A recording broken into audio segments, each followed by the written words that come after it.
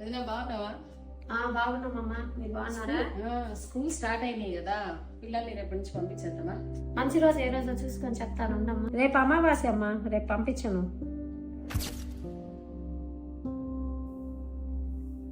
వదినా ఒక 1000 రూపాయలు తప్ప ఇవా? అదేంటమ్మా, ఈరోజు శుక్రవారం కదా, అప్పీము.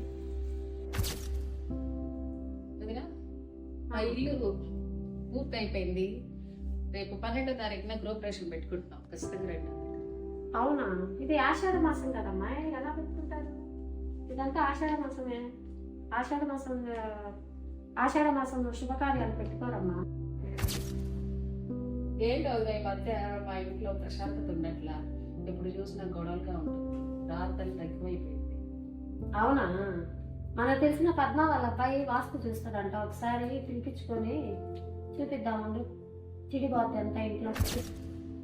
ఏంటో వదినా ఎప్పుడు చూసినా బైబిల్ చదువుతావు, ప్రార్థన చేస్తావు, చర్చికి వెళ్తుంటావు. ఈ అన్యుల్లాగా ఈ ఆచారాలు ఏంది? ఆషాఢాలు అమావాస్యాలు అన్యుల్లాగా పాటించడం ఏంటి? దేవుడు అన్ని రోజులు మంచిగా చేశాడు, మనకి అన్ని రోజులు మంచిదే. అన్యుల్లాగా ఆషాఢాలు అమావాస్యాలు వాస్తులు చూడడము ఇలాంటివన్నీ మనం చేయకూడదు.